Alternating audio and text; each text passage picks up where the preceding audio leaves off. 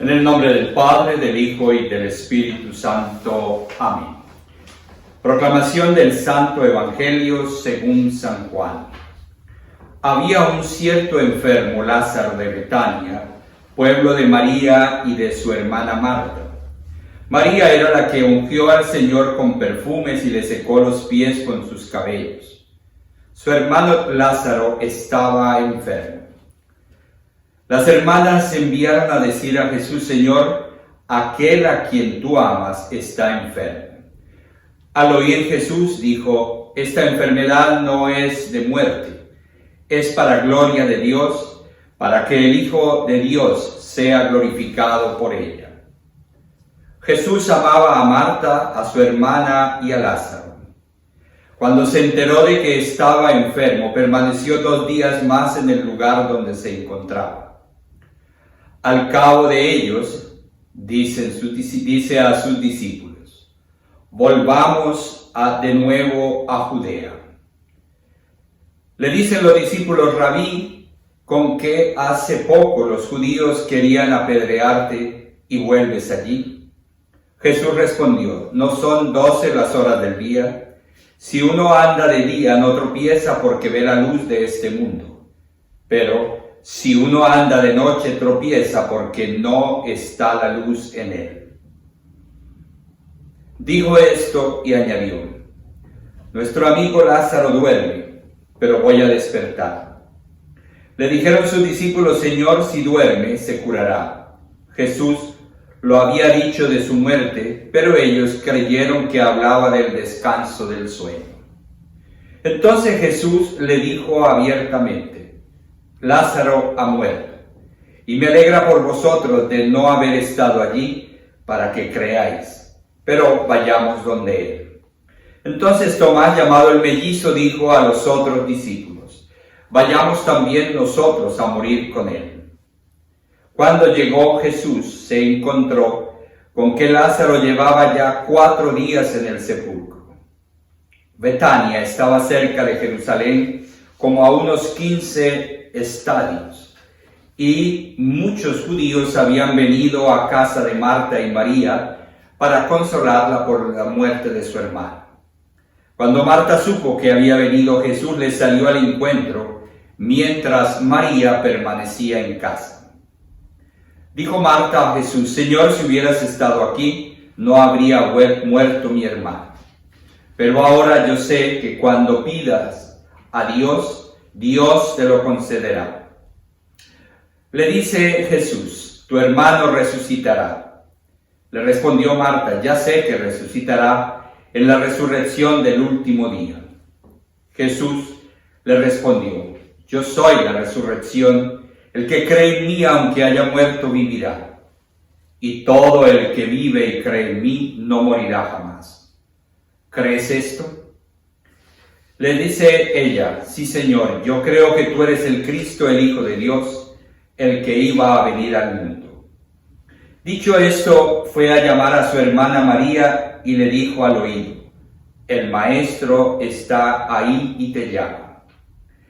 Ella, cuando oyó, se levantó rápidamente y se fue donde él. Jesús todavía no había llegado al pueblo, sino que seguía en el lugar donde Marta lo había encontrado. Los discípulos, que estaban con María en casa consolándola, al ver que se levantaba rápidamente y salía, la siguieron pensando que iba al sepulcro para llorar allí. Cuando María llegó donde estaba Jesús, al verlo, cayó a sus pies y le dijo: Señor, si hubieras estado aquí, mi hermano no habría muerto. Viéndola llorar Jesús, y también lloraba a los judíos que la acompañaban, se conmovió interiormente y se turbó. Y dijo: ¿dónde lo han puesto?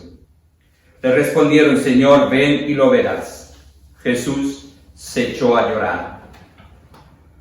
Los discípulos entonces decían: mirad cómo lo querían. Pero luego algunos de ellos dijeron: este que abrió los ojos al ciego, ¿no podía haber hecho que éste no muriera? Entonces Jesús se conmovió de nuevo en su interior y fue al sepulcro. Era una cueva y tenía puesta encima una piedra. Dice Jesús: quitad la piedra. Le respondió a Marta, la hermana del muerto: Señor, ya huele, y es el cuarto día. Le dice Jesús: ¿no te he dicho que si crees verás la gloria de Dios? Quitaron pues la piedra. Entonces Jesús levantó los ojos a lo alto y dijo: Padre, te doy gracias por haberme escuchado. Ya sabía que tú siempre me escuchas, pero lo he dicho por estos que me rodean, para que crean que tú me has enviado. Dicho esto, gritó con fuerte voz: Lázaro, sal fuera. Y salió el muerto, atado de pies y manos con vendas y envuelto el rostro en un sudario. Jesús les dijo: desatadlo y dejadlo andar. Muchos de los judíos que habían venido a casa de María, viendo lo que había hecho, creyeron en él. Palabra del Señor. Bien, hagamos una pequeña lección divina sobre lo que hemos escuchado de la palabra de Dios. Y es que estamos en el culmen ya de este tiempo de Cuaresma, en este itinerario vocacional y bautismal que propone la Iglesia, al colocarnos estos relatos más sublimes de todo el Evangelio de Lázaro, como es la resurrección del Evangelio de Juan, como es la resurrección de Lázaro. La cumbre de los 7 signos, y San Juan siempre los signos quiere decir los milagros que hace Jesús, son reveladores en el cuarto Evangelio, esto es, el último y el mayor de esos 7 signos reveladores de la primera parte del Evangelio de Juan. Y es que en realidad es toda una historia de amor, una historia entretejida por una grande riqueza de elementos y cargada de las profundas emociones. Y es que en este Evangelio cada palabra, cada elemento está cargado de profundas emociones, tiene profundo significado que se puede captar, claro, si hacemos una lectura atenta y contemplativa del texto que hemos escuchado.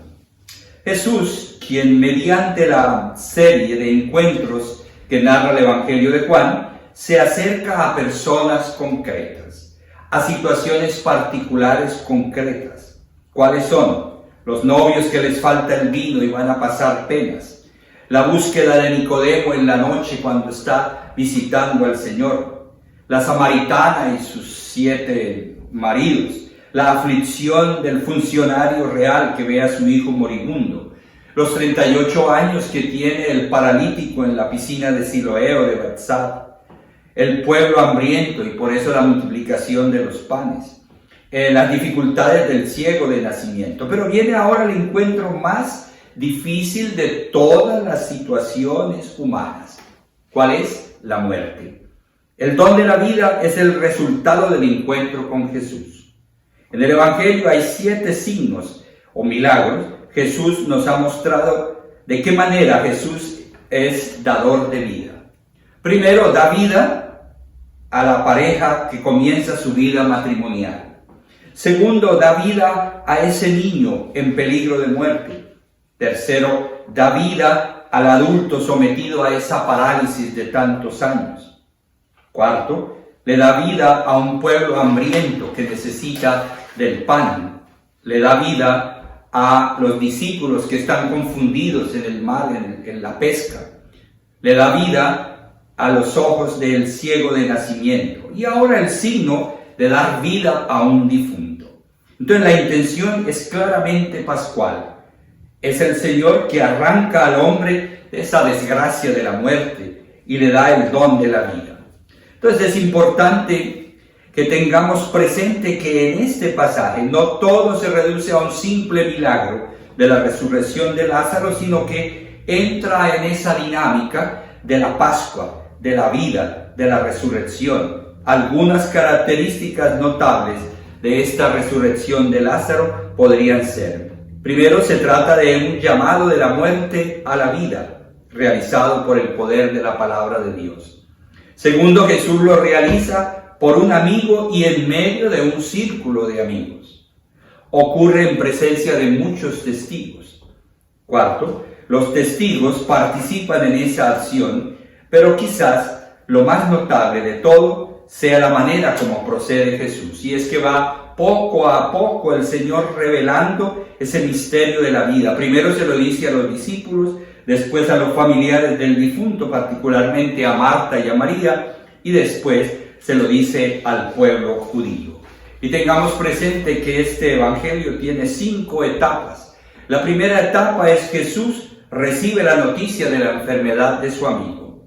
Segunda etapa, Jesús prepara a sus discípulos para el signo que está a punto de realizar. Tercera etapa, Jesús se encuentra con los parientes de Lázaro y con el pueblo. La cuarta etapa, Jesús realiza el signo de la resurrección de Lázaro. Y la quinta etapa es el pueblo que tiene la reacción o que reacciona frente al signo. Esta experiencia del Evangelio de hoy nos ayude a nosotros a animarnos siempre al misterio de la vida y a separarnos un poco de la angustia que produce la muerte. Yo quiero terminar con un escrito que hizo José Luis Rodríguez, el Puma, cantante venezolano, que se hizo famoso por muchas canciones, pero particularmente por aquella que decía: agárrense de las manos. Y escribe él: la vida nos cambió, el mundo nos cambió. La soberbia humana ha quedado arrodillada ante un microscópico enemigo. Los besos, los abrazos y el simple gesto de agarrarnos de las manos ha caído ahora en olvido. Lecciones que nos hacen despertar ante cuán importante era el sentirnos cercanos y demostrar el amor. Sí, estamos aislados, pero al mismo tiempo estamos unidos. Dejamos de pensar en nosotros mismos para pensar en el bien común. Ahora miramos de manera diferente a nuestros abuelos, cuando antes quizás ni los veíamos. Todo se detuvo y nos ha hecho entender lo esencial de un médico, de una enfermera, de un trabajador abnegado de la salud. La importancia de la ciencia por encima de los intereses económicos. Nos apagaron los deportes, los conciertos, los restaurantes, los cafés y hasta las iglesias han cerrado. Pero ahora nos miramos a los ojos en nuestras mesas, nuestras salas, nuestros balcones. Hemos reflexionado no solamente en nociones básicas de higiene personal, sino también en la contaminación que hacemos a los que nos rodean. Los animales andan libres, felices, sin que nada los afecte. Ahora, los encerrados somos nosotros, los humanos, que les hemos robado el espacio.